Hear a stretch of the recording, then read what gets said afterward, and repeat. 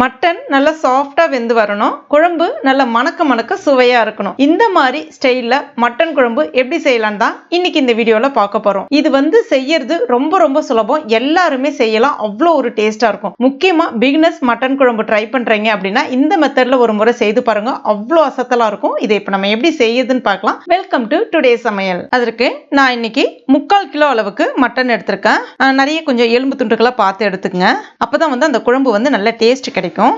அடுத்ததா இஞ்சி பூண்டு விழுது 1/2 டீஸ்பூன், மஞ்சள் தூள் 1/4 டீஸ்பூன், சீரக பொடி 1/2 டீஸ்பூன், மிளகாய் பொடி 1/2 டீஸ்பூன். இந்த மட்டனுக்கு தேவையான அளவுக்கு கொஞ்சமா உப்பு சேர்த்துக்குங்க.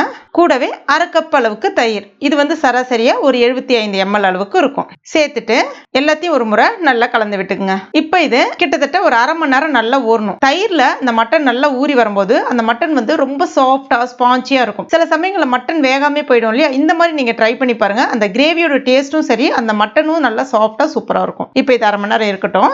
அடுத்ததான் ஒரு பேன்ல 2 டீஸ்பூன் அளவுக்கு எண்ணெய் சேர்த்துக்குங்க. 1 டேபிள் ஸ்பூன் மிளகு, அடுத்ததான் பெருஞ்சீரகம் 1 டேபிள் ஸ்பூன், ஏலக்காய் 3, கிராம்பு 4, பட்டை ஒரு சின்ன துண்டு. இப்போ இது எல்லாத்தையுமே கொஞ்சம் அதனுடைய வாசனை வர்ற அளவுக்கு வறுத்துக்குங்க. அடுத்ததான் சின்ன வெங்காயம் ஒரு 20 போல எடுத்திருக்கேன், சேர்த்துக்கலாம். கட் பண்ணிட்டு சேர்க்கணும்னு கிடையாது, முழுசாவே சேர்த்துக்கலாம். அந்த வெங்காயம் நல்லா வதக்கி விட்டுக்குங்க. இப்ப பாருங்க வெங்காயம் ஓரளவுக்கு வதங்கி வந்திருக்கு. இந்த ஸ்டேஜ்ல 2 தக்காளி பழம், நல்ல பெரிய தக்காளி பழமா கட் பண்ணிட்டு சேர்த்துக்குங்க. அதையும் நல்லா வதக்கி விட்டுக்குங்க. இந்த இடத்துல நீங்க சின்ன வெங்காயத்துக்கு பதிலா பெரிய வெங்காயம் கூட நீங்க பயன்படுத்திக்கலாம். இப்போ இதை நல்லா ஆற வச்சுட்டு மிக்ஸி ஜார்ல சேர்த்துட்டு தண்ணில எதுவும் சேர்க்காம நல்லா நைஸா அரைச்சு எடுத்துக்கங்க. அடுத்ததான் ஒரு குக்கர்ல 3 டேபிள் ஸ்பூன் அளவுக்கு எண்ணெய் சேர்த்துக்குங்க. கூடவே 1/2 டீஸ்பூன் பெருஞ்சீரகம் கொஞ்சம் வெடிச்சு வந்த பிறகு கருவேப்பிலை இலைகள் சேர்த்துக்குங்க. அடுத்ததான் ஒரு 10 போல சின்ன வெங்காயத்தை நல்ல பொடிசா கட் பண்ணிட்டு எடுத்திருக்கேன், அதையும் இப்போ இது கூட சேர்த்துக்கலாம். இப்போ வெங்காயம் நல்ல பொன்னிறமா சிவந்து வரணும். எப்பவுமே மட்டன் குழம்புக்கு இந்த இடத்துல வந்து நீங்க சின்ன வெங்காயம் பயன்படுத்தினீங்கன்னா ரொம்ப சுவையா இருக்கும். இப்போ பாருங்க வெங்காயம் நல்ல பொன்னிறமா வந்த பிறகு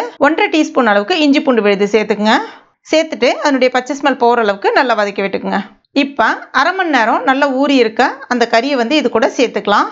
சேர்த்துட்டு ஒரு 5 நிமிஷத்துக்கு நல்லா கலந்து விட்டுங்க. எப்பவுமே இந்த மாதிரி எண்ணெயில வந்து அந்த மட்டனை வந்து நம்ம நல்லா வதக்கி விடும்போது பாத்தீங்கன்னா உங்களுக்கு நல்ல வெந்து வரும், சீக்கிரமா வந்து வெந்து வந்துடும், நல்லா சாஃப்டா இருக்கும். அதே சமயத்துல மட்டன் வந்து தண்ணி விட ஆரம்பிக்கும். இப்ப பாருங்க ஒரு 5 நிமிஷம் ஆயிடுச்சு. இதுல 1 டேபிள் ஸ்பூன் அளவுக்கு மிளகாய் பொடி, தனியா பொடி அதாவது கொத்தமல்லி பொடி ஒரு 3 டேபிள் ஸ்பூன் அளவுக்கு சேர்த்துங்க. இந்த இடத்துல காரம் உங்களுக்கு தகுந்த மாதிரி நீங்க அட்ஜஸ்ட் பண்ணிக்கங்க. சேர்த்துட்டு அதனுடைய பச்சை ஸ்மெல் போற அளவுக்கு ஒரு 2 நிமிஷத்துக்கு நல்லா கலந்து விட்டுங்க. அடுத்ததான் நம்ம அரைச்சு வச்சிருக்க அந்த விழுது அதையும் இது கூட சேர்த்துக்கலாம். சேர்த்துட்டு மறுபடியும் ஒரு 2 நிமிஷத்துக்கு கலந்து விட்டுங்க. இப்ப அந்த மிக்ஸி ஜார்லயே தண்ணி சேர்த்துங்க. மறுபடியும் ஒரு கப் அளவுக்கு தண்ணி சேர்த்துங்க. இந்த இடத்துல குழம்போட கன்சிஸ்டன்சி உங்களுக்கு எந்த அளவுக்கு தேவையோ அதுக்கு தகுந்த மாதிரி அட்ஜஸ்ட் பண்ணிக்கங்க. நான் இன்னைக்கு குழம்பு கொஞ்சம் திக்கா தான் செய்யறேன், அதனால இந்த அளவுக்கு தண்ணி சேர்த்திருக்கேன். இப்ப இதுக்கு தேவையான அளவுக்கு உப்பு சேர்த்துங்க. இது வந்து பாத்தீங்கன்னா 4 பேர் சாப்பிடலாம், 2 வேளைக்கு சாப்பிடலாம், அந்த அளவுக்கு நான் வந்து வைக்கிறேன் இன்னைக்கு.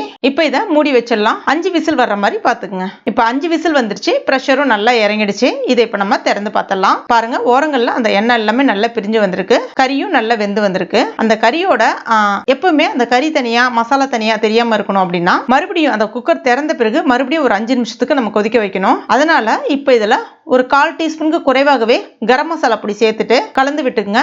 இப்போ ஒரு 5 நிமிஷம் கொதிக்கட்டும். ஸ்டவ் கம்ப்ளீட்டா சிம்ல வச்சிருங்க. இப்போ பாருங்க ஒரு 5 நிமிஷம் ஆயிடுச்சு. அந்த எண்ணெய் எல்லாமே நல்லா பிரிஞ்சு வந்திருக்கு பாருங்க. ஓரங்கள்ல மட்டனும் நல்லா வெந்திருக்கும், அதனுடைய எலும்பும் நல்லா சாஃப்டா பொசு இருக்கும், ரொம்ப சூப்பரா இருக்கும், கடிக்கிறதுக்கு ஈஸியா இருக்கும். இப்ப கடைசியா இதுல கொஞ்சமா கஸ்தூரி மேத்தி தூவிக்கலாம். இது இல்லைன்னா பரவாயில்ல, நீங்க கொத்தமல்லி இலைகள் தூவிக்கலாம். இது சேர்க்கும் போது இன்னும் நல்ல வாசனையா இருக்கும், அதுக்காக தான். அவ்வளவுதான், நல்லா சுட சுட நல்ல மணக்க மட்டன் குழம்பு ரெடி ஆயிடுச்சு. இது வந்து இட்லி தோசை சூடான சாதத்தோடலாம் பிசைஞ்சு சாப்பிட்டீங்கன்னா அவ்வளோ அட்டகாசமா இருக்கும்.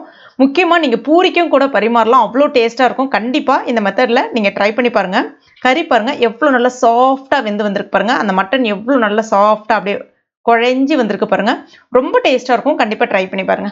ட்ரை பண்ணிட்டு மறக்காம எனக்கு கமெண்ட் பண்ணுங்க. இந்த வீடியோ பிடிச்சிருந்தா லைக் பண்ணுங்க, உங்க நண்பர்கள் மற்றும் ஃபேமிலி மெம்பர்ஸ் கூட மறக்காம ஷேர் பண்ணுங்க. மேலும் இது போன்ற டேஸ்டி ரெசிபிகளுக்கு நம்ம டுடே சமையல இது வரைக்கும் நீங்க சப்ஸ்கிரைப் பண்ணாத நண்பர்களா இருந்தீங்கன்னா உடனே சப்ஸ்கிரைப் பண்ணீங்க. கூடவே மறக்காம அந்த பெல் நோட்டிஃபிகேஷன் சிம்பிளை பிரஸ் பண்ணுங்க. தேங்க்யூ.